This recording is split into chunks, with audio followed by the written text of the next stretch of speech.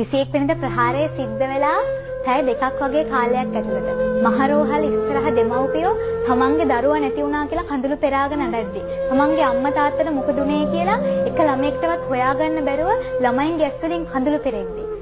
තමන්ගේ අම්මගේ තමන්ගේ සහෝදරියගේ ලේන්සුවක් අතේ තියාගෙන කඳුළු පෙරන මිනිස්සු ලංකාවේ තුල ඉද්දි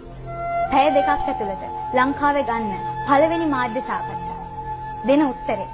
මතක තියාගන්න මේවා අපේ ආණ්ඩුවේ විතරකුත් නෙමෙයි කලින් ආණ්ඩුවෙත් මේ වගේ දේවල් වුණා කියලා. එතනිනුත් එහාට ගිහිල්ලා පළවෙනි මාධ්‍ය සාකච්ඡාවේදී ජනමාධ්‍ය වේදිකයන්ම උපහාසයට නංවල ප්‍රශ්න අහලා hina වෙනවා. හැබැයි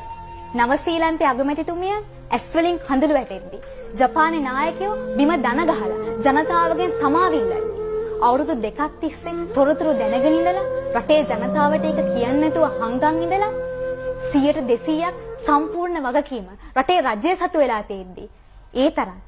ආණ්ඩුවක් පෙරලේ කියලා තමන්ගේ බලය නැති වෙයි කියන ලොකුම ප්‍රශ්නය අච්චර මිනිස්සුන්ගේ කඳුළු ඉස්සරහා පළවෙනි මාධ්‍ය සාකච්ඡාවේ කියන්න තරම් ඔබතුමාලගේ ආණ්ඩුව කුරිරුණා.